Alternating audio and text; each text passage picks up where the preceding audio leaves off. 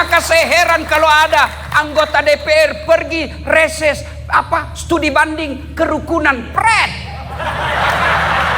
Ngapain kau pergi luar negeri kerukunan? Mereka yang harus belajar kerukunan di Indonesia.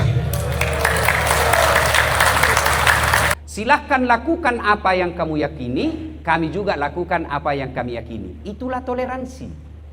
Memberikan, mau kau sholat, mau kau akui Tuhanmu 9, Tuhanmu 10, Tuhanmu 1, terserah, saya tidak urusin. Maka kode etik dalam Quran itu dikatakan, jangan kau menghina Tuhan-Tuhan mereka. Itulah toleransi. Bagi saya, bukanlah Ustadz mengucapkan Om Swastiastu nanti salah. Ustadz ya tampillah kamu, Assalamualaikum warahmatullahi wabarakatuh. Ada pendeta di situ, selamat pagi, salam. Itulah toleransi. Karena kalau semua ucapkan bingung kita, apa agamanya ini orang? Iya kan? Itulah toleransi. Memberikan kebebasan kepada orang menjalankan agamanya. Itulah toleransi. Dalam Islam, Pak Susanto, dalam Islam itu kalau berhubungan ibadah haram. Saya tidak boleh masuk ke gereja lalu bakar lilin. Haram. Kenapa? Itu bagian dari ibadah. Saya tidak boleh masuk ke gereja untuk memuji-muji Tuhan yang ada di situ. Tidak boleh. Kenapa? Karena itu berkaitan ibadah. Tapi kalau saya sekedar datang saja dengar pidatonya Pak Pastor Pendeta, boleh. Intinya toleransi dalam Islam, kalau berkaitan ibadah haram. Kalau berkaitan muamalah, hubungan sesama manusia, boleh. Jaga pos ronda, sama-sama kita jaga kerukunan, boleh. Jual beli, boleh. Silakan, itu tidak dilarang dalam agama. Kalau mau perlihatkan bagaimana toleransinya sebuah agama, lihat konstitusinya. Islam jelas. Lakum dinukum waliyadin. Apalagi dicontohkan oleh Umar bin Khattab. Ketika penaklukan Palestina sekarang namanya, datanglah Umar bin Khattab masuk ke Palestina, lalu masuk waktu sholat. Umar bertanya kepada pendeta, Pak Pendeta, saya mau sholat ini, di mana bagus saya sholat? Apa kata pendeta? Silahkan masuk ke gereja, sholat. Apa kata Umar? Bukan dilarang saya sholat di gereja ini. Kalau saya sholat di gereja ini, saya takut nanti pasukanku ambil gerejamu. Lebih baik kau tunjukkan saya di mana tempat bagus. Maka ditunjukkanlah oleh Pak Pendeta, itu tempatnya Nabi Isra Mi'raj di sini. Maka Umar bin Khattab perintahkan waktu itu bangun masjid sebagai monumen di sini Nabi Isra Mi'raj. Mau lagi lihat bagaimana Islam memperlakukan kaum minoritas. Waktu itu Umar bin Khattab sebagai pemimpin, Presiden Amirul Mukminin namanya sekarang. Ada di depan istananya Amr bin As.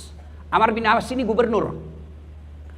Di depan istananya ada rumah gubuk. Mengganggu pemandangannya rumah gubernur. Ini tidak enak ini. Masa rumah gubernur ada gubuk di depannya? Panggil Pimpro. Kalau sekarang, hati-hati Pak Gubernur. Banyak Pimpro itu salah main selisih banyak-banyak. Dan banyak penjilat di depan Pak. Siapa? Oh, hati-hati Pak. Ini biasa ini yang mendorong gubernur masuk penjara Pak. Dipanggil lain kali kita bahas itu. Datanglah itu. Bagaimana caranya supaya digusur itu rumah? Kita bikin masjid lah. Alasan bikin masjid. Panggil si Yahudi, kaum minoritas. Yahudi, ya. Pak Gubernur punya program mau membangun masjid di depan sini. Jual rumahmu. Enggak. Kami ganti untung. Bukan ganti rugi. Ganti untung. Misalnya kalau harga rumahmu 10 dirham, kami beli 100 dirham. Nggak mau saya, ini rumahku saya suka. Dalam hatinya kok Pimpro nih banyak juga bicaranya ini. Sudah, mau atau tidak gusur. Gusur rumahnya Pak. Sedih ini orang Yahudi. Maka dia jalan kaki dari Mesir ke Madinah. Ketemu Umar bin Khattab. Waktu itu Umar bin Khattab, jangan bayangkan seperti presiden sekarang ada istananya. Umar bin Khattab lagi tidur di bawah pohon kurma. Tidur seperti ini. Saya bertanya, Tuan, kau tahu Umar bin Khattab? Kenapa? Di mana rumahnya, istananya? Istananya ada rumah yatim piatu. Pengawalnya, fakir miskin dan janda-janda tua. Mana Umar? Ya saya. Oh, Anda Umar. Kenapa kamu? Mau melapor ini. Apa lapor? Itu Gubernur Amr bin As, dia gusur rumah saya. Kenapa bisa? Katanya mau bangun istana. Saya sudah ditawari ganti untung tapi saya tidak mau. Dia seenak-enaknya saja. Oh begitu? Iya. Kalau begitu kau ambil itu tulang di tempat sampah. Pak Gubernur, Pak Presiden, saya bukan mau cari tulang. Anda usah banyak bicara, ambil aja itu. Ambil itu tulang. Lalu Umar bin Khattab keluarkan pedangnya. Dia gores. Dia gores itu tulang dengan pedangnya, dibungkus. Bawa kamu salam saya sama Amr bin As, sampaikan ada salam dari Umar bin Khattab. Bingung ini, Pak, saya jauh-jauh ini jalan kaki bukan mau bawa tulang. Sudah, kau bawa saja itu, sampaikan salamku sama dia. Pulanglah dia sampai di Gubernur Amr bin As. Pak Gubernur, ya, ini saya melapor dari Umar bin Khattab. Ini ada titipannya. Dibuka bungkusan itu tulang. Begitu dilihat Amr bin As, dia pegang itu tulang, gemetar dia Pak. Jatuh, terkumpul, tersungkur. Saya pura-pura, saya tes Bapak ngantuk atau tidak. Ya, masa tersungkur saya tidak tahu, dokter ini. Aja tambah bingung ini Yahudi Pak, tambah bingung. Apa maksudnya ini? Saya jelaskan kau. Ini teguran keras dari Umar bin Khattab Bapak Presiden. Apa maksudnya? Itu tulang, apa pesannya? Sekarang kamu jadi gubernur, tapi suatu saat pasti kau jadi tulang. Maka sekarang kau jadi gubernur, berlaku luruslah seperti garis yang ada di tulang itu. Kalau kau tidak mau berlaku lurus, saya pedangku akan luruskan kamu. Begitu? Iya. Panggil kembali kontraktor. Kontraktor, bangun kembali. Lalu dia bilang, begitukah keadilan dalam Islam? Iya, saya khilaf. Dia bilang, ambil sudah ini, saya bangun kembali. Itulah keadilan dalam Islam. Bapak pernah dengar ceritanya kontraktor di gubernur, Pak Gubernur? Kontraktor di akhirat. Belum pernah dengar cerita kontraktor di akhirat. Jadi kan ini kontraktor Pak. Aku SMS antara penghuni surga dan penghuni neraka. Kata penghuni surga, bagaimana kabarmu di situ Mas Bro? Dia bilang, nggak ada enaknya di sini, di blender terus kita. Nggak ada jam istirahat. Bukannya banyak artis di situ? Dia bilang, sudah hancur mukanya di sini. Bagaimana kabarmu di surga? Oh, mantap bro, enak di sini. Bolehkah kami jalan-jalan ke situ? Kata penghuni neraka. Boleh aja sih, tapi bagaimana caranya? Penghuni neraka kan cerdas-cerdas Pak. Gampang. Maksudmu? Begini, kami bikin jembatan dari neraka, kamu juga bikin jembatan dari surga. Kita ketemu di tengah. Setuju? Setuju. Dalam proyek. Keluar pemenang tender. Waktu pekerjaan 3 hari Pak Gub. Hari pertama jembatan dari neraka sudah selesai 50%. Hari kedua tuntas 70%. Hari ketiga selesai efisien dan efektif. Sampailah dia di tengah di neraka, dari jembatan neraka. Dia intip dari surga, dari neraka di surga. Kenapa belum selesai? Malah ndak goyang-goyang itu proyeknya. Teriaklah nih dari neraka, Mas Bro, kenapa kau belum mulai proyekmu? Kami dari neraka sudah selesai seperti perjanjian sampai di tengah. Apa kata dari surga? Bagaimana mau dimulai? Kontraktor, pengawas, panitia, pemborong ada semua di situ.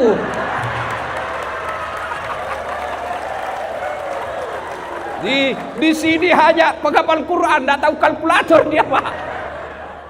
Pak Gub, waktu saya cerita ini ketawa lah teman saya anggota DPR.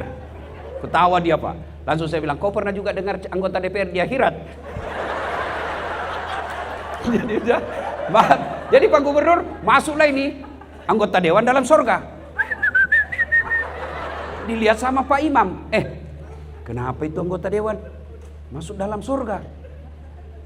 Dia datang protes ke malaikat penjaga surga. Malaikat, kenapa bisa masuk itu? Saya tahu dia korupsi itu waktu di dewan. Apa kata malaikat? Tidak usah kau ribut, dia cuma reses.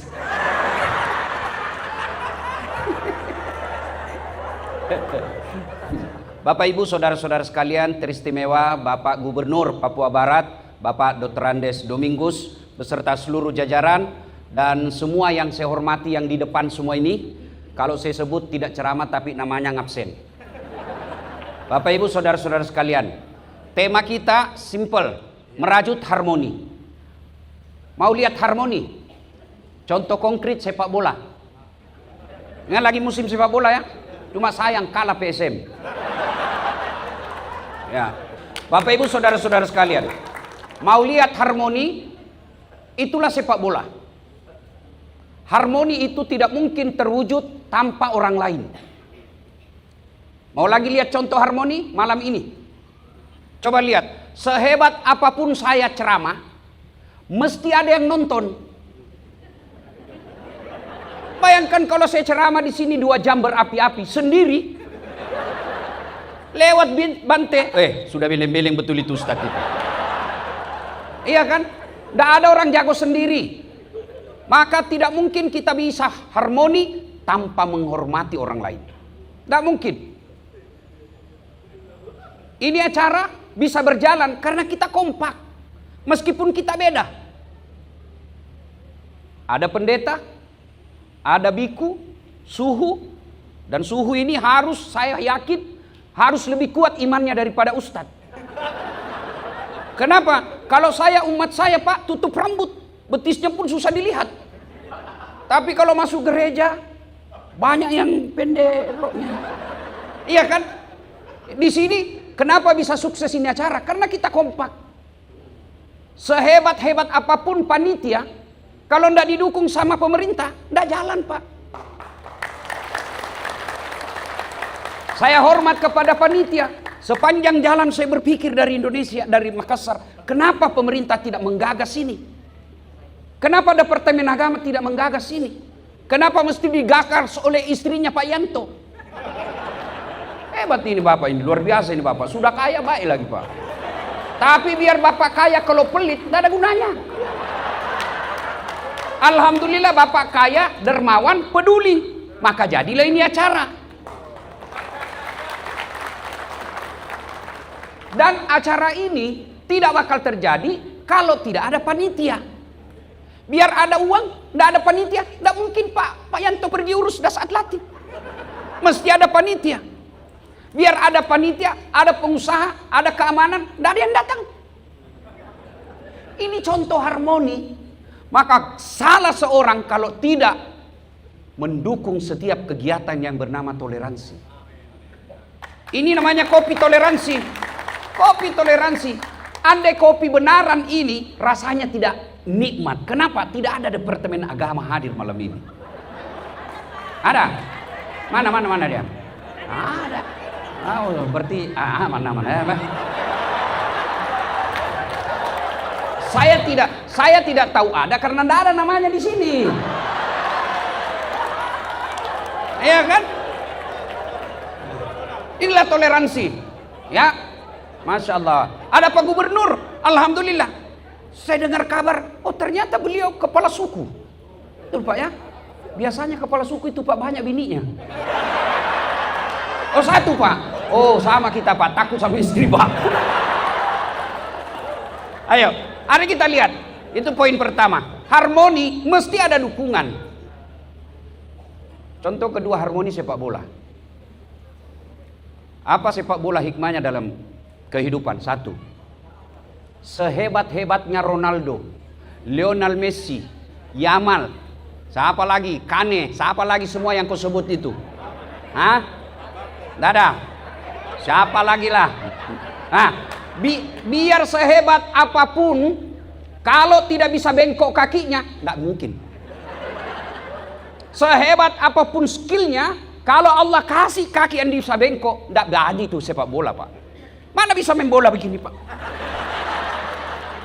Iya toh? Iya.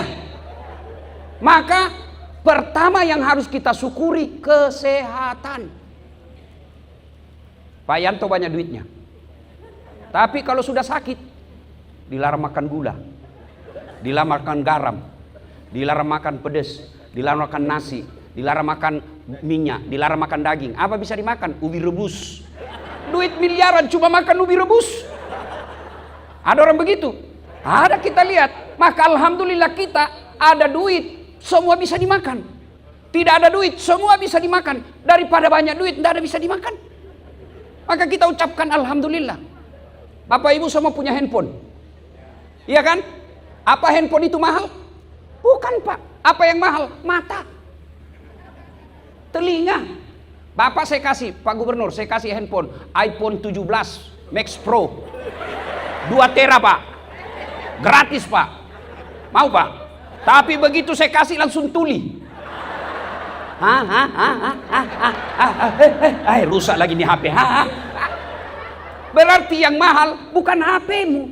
Apa yang mahal? Telinga. Allah kasih gratis. Hebatnya lagi nih telinga Pak Gub, dia bisa bedakan mana suara istri, mana mantan. Iya toh? Bayangkan kalau tidak bisa dibedakan, dikira istri ternyata mantan Pak. Atau dikira mantan ternyata istri. Disebutlah semua masa lalu dengan mantan, ternyata istri yang terima.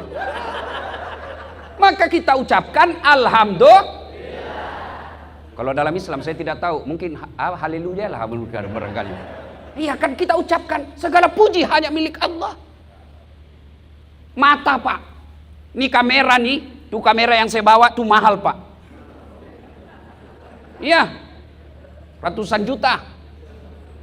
Apa itu yang hebat? Bunda, biar Bapak punya uang harus punya skillnya, ilmunya. Biar Bapak punya uang nggak punya skill, nggak bisa pakai Pak. Foto static. Setengah badan, betul jadi setengah badan, pusat ke bawah.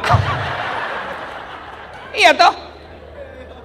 Punya duit, mesti punya skill juga Pak. Tapi alhamdulillah, Allah kasih kita mata autofokus. Tidak perlu Bapak putar-putar. Siapa ya? Dan hebatnya lagi Pak Gub, Pak Yanto, dia bisa bedakan mana istri, mana sekretaris. Coba kalau udah bisa dibedakan mana istri mana sekretaris, tak tukar-tukar istri Pak. Kenapa malam minggu lelen rasanya ini? Ternyata Satpol PP. Iya, maka kita ucapkan alhamdulillahirabbil alamin. Bagi orang Islam, bagi agama lain saya tidak tahu. Kalau bagi orang Islam, alhamdulillahirabbil alamin, bahasa Indonesianya segala puji hanya kita kembalikan milik Allah. Mata, belum lagi ibu-ibu ini mau cepat kaya. Mulai mikir kau itu. Mau jual jantungmu. Oh mahal itu. Pergi ke Tiongkok, itu jantung bisa 4 miliar harganya. Ginjal, Masya Allah, ini ginjal Pak. Bapak makan demi Allah, itu ada racun dan mata tidak bisa pesakan. Contoh konro, saudara, palumara, masuk semua. Tapi ada racun di situ.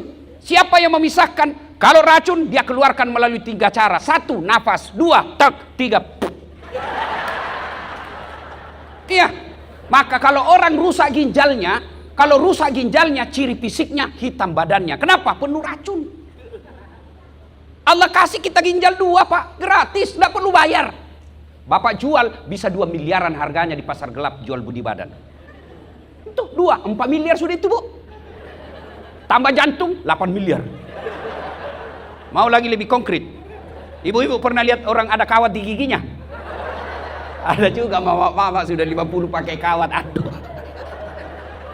Saya kaget Pak Gub. Saya lagi ngajar public speaking di Unhas, pidato. Tiba-tiba ada mahasiswa saya, pakai kawat gigi. Saya bilang, apa namanya itu dek? Behel. Mahal itu. Ini 40 juta Ustaz. 1 kali umroh disimpan di giginya Pak.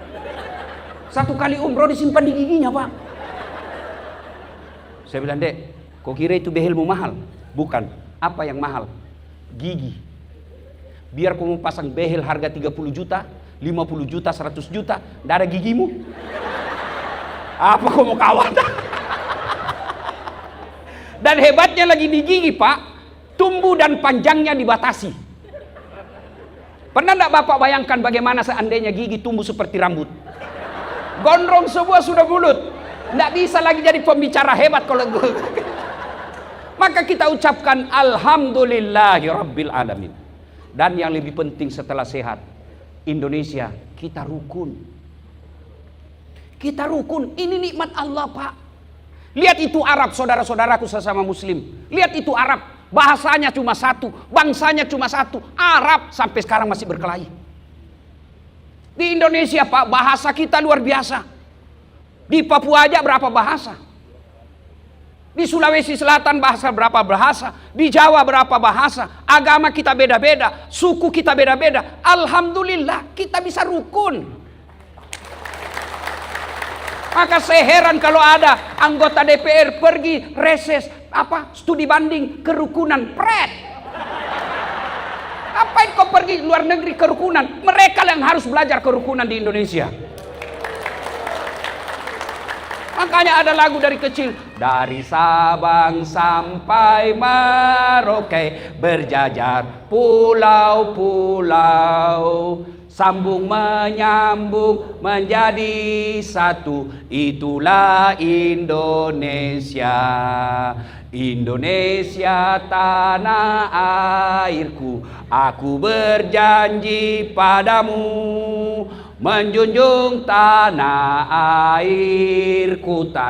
airku Indonesia. Itu lagu-lagu dulu Pak diajarkan ke anak-anak kita. Sehingga kita setelah besar melihat orang berbeda biasa Pak. Dari kecil kita diajarkan. Sayangnya pemerintah tidak mendamaikan lagi, mempopulerkan lagi lagu-lagu seperti ini.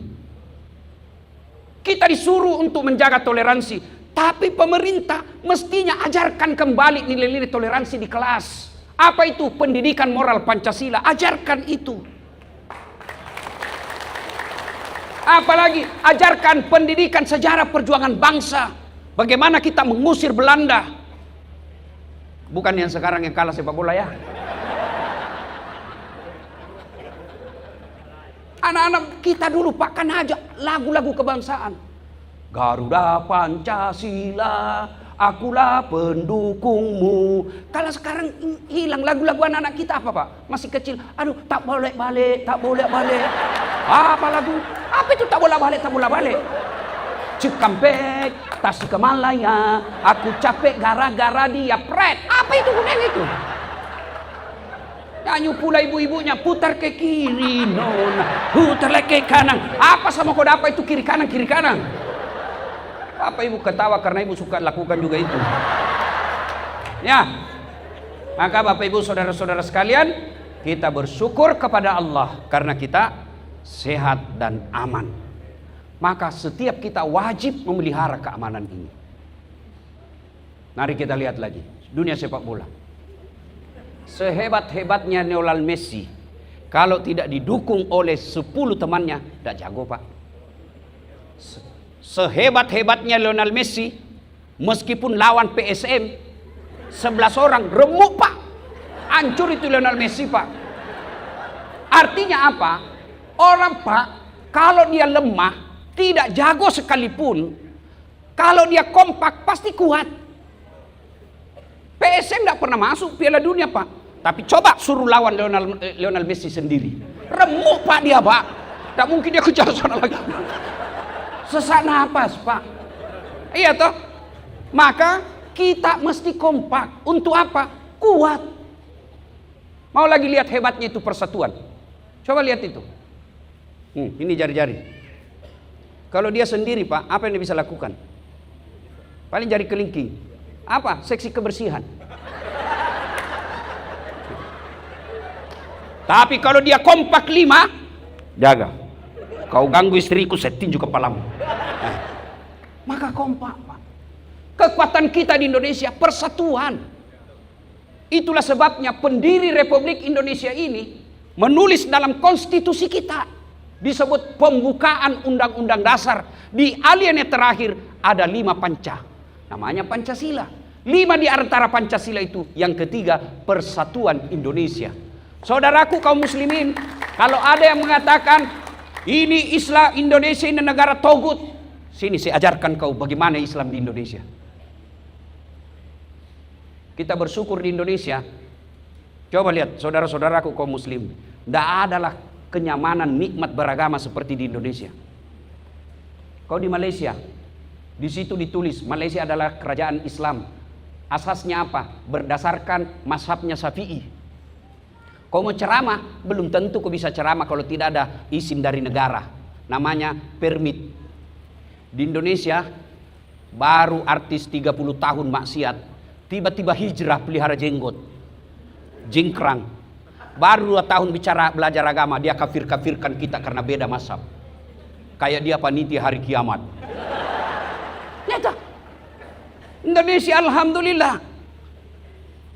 Indonesia itu sila ketiga, itu implementasi dari ayat wa'tasimu bihablillahi jami'a wa la tafarraqu. Berpegang teguhlah engkau kepada tali persaudaraan agama Allah dan janganlah engkau bercerai-berai.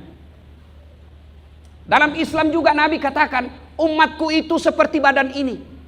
Coba lihat badan ini Pak, kompak. Satu sakit yang lain ikut merasakan. Anak muda malam-malam jalan, malam minggu pergi menyatakan cinta. Tahan tuh kakinya, tuk, kaki tahan tuh, seluruh tubuh berpartisipasi. Apa yang pertama bereaksi? Mulut. Aduh. Aduh. Bereaksi berikutnya mata, dia cari mana yang sakit. Reaksi yang berikutnya mulut meniup. Reaksi berikutnya tangan mengusap. Padahal kaki yang bermasalah. Tidak ada orang tahan tuh kakinya, tuk. Rasa kau, pergi kau jalan. Begitu mestinya kita di tanah Papua. Satu sakit, yang satu merasakan, yang lain ikut merasakan sakit. Secara spesifik di tanah Papua, secara menyeluruh bangsa Indonesia. Ada yang menghina kita, yang lain ikut merasa terhina. Ada nikmat kita bagi sama-sama, jangan sendiri yang makan. Satu orang korupsi 1 triliun, kita doakan nanti kita ketemu di akhirat, kita hantam dia. Iya Pak, keterlaluan Pak. Satu orang korupsi 1 triliun. Kita aja pegawai negeri, lihat saldo kita 100 juta sudah kayak kesurupan Pak. Gembira betul kita lihat 100 juta, kayaknya tidak masuk akal kita punya uang 100 juta. Mereka 100 juta dia pakai bercanda dan berzina. Nah, makanya saya bilang tadi sama pendeta, bersuaralah semua tokoh-tokoh agama. Jangan cuma gaspol ustadz. Gaspol semua Pak. Kami takut minoritas. Kalau bicara kebenaran Pak, tidak ada istilah minoritas. Semua pasti mendukung kalau kita bicara kebenaran. Bapak Ibu saudara-saudara sekalian, nikmat itu maka kita jaga dengan nikmat persaudaraan ini. Bagaimana cara memeliharanya? Ya seperti inilah Pak. Kita datang alhamdulillah. Maka saya berharap, karena ini saya lihat volume 3, kepada panitianya kita doakan Pak Yanto beserta keluarga dan bisnisnya sukses. Makin lancar usahanya supaya bisa pindah lagi ke provinsi lain. Dan insya Allah Pak, tidak ada orang bangkrut kalau untuk kebaikan Pak. Tidak ada. Yang bangkrut gara-gara selingkuh. Diperas Pak sama pacarnya. Kalau kau tidak belikan saya ini, saya share ini di Facebook, hancurlah kita Pak. Tapi kalau untuk derma Pak, tidak ada orang bangkrut. Dan ini yang dinikmati hartanya Bapak. Banyak orang nikmati. Kalau kaya pelit, tidak ada gunanya Pak. Jangankan mati, hidup aja orang masih doakan kita Pak, kalau kita pelit. Kalau orang dermawan Pak, sudah mati pun orang masih ingat. Doakan dulu ini. Baik dulu waktu hidup di dunia, selalu sponsor acara. Doakan. Padahal sudah 10 tahun meninggal orang masih ingat. Tapi kalau pelit Pak, masih hidup didoakan sial. Lewat mobilnya, mudah-mudahan tabrakan. Pelit betul. Alhamdulillah Bapak Ibu saudara-saudara sekalian. Ayo kemudian kita belajar lagi. Nilai harmonisasi dari sepak bola. Tadi sudah sehat. Yang berikutnya apa? Dalam dunia sepak bola ada aturan Pak. Ada aturan. Ada aturan yang sangat ketat. Handsball, offside, free kick, tendangan bebas, kemudian penalti. Dalam Islam ini namanya syariah. Dalam bernegara namanya hukum. Negara bisa hancur Pak kalau hukum dipermainkan. Maka kita ingatkan para aparat hukum. Kamu boleh mempermainkan hukum di dunia, tapi kau tidak mungkin bisa lolos di akhirat kelak. Sayangnya banyak penegak hukum tidak percaya akhirat.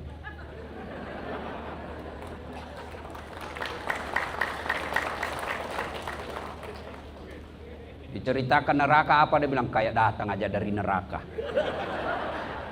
Apa? Maka negara kita 5 sila ini, sila pertamanya ketuhanan yang Maha Esa. Harus percaya sama Tuhan Pak. Bayangkan kalau aparat hukum tidak percaya sama Tuhan, dia bisa gunakan hukum untuk menyiksa masyarakatnya. Kita kecewa tentu. Aparat hukum kelihatan menyimpan duit. Kita kecewa, tapi tidak berarti itu penyebabnya kita benci kepada negara kita. Apa boleh buat? Kita sebagai rakyat biasa tidak bisa berbuat apa-apa. Maka saya mengajak kepada kita semua, tidak usah kita permalukan mereka. Mari kita mulai dari rumah tangga kita masing-masing. Bermula dari mana? Anak kita kalau dididik dengan baik. Seperti saya ketemu anak Papua tadi, saya ajak, kau sekolah baik-baik dek.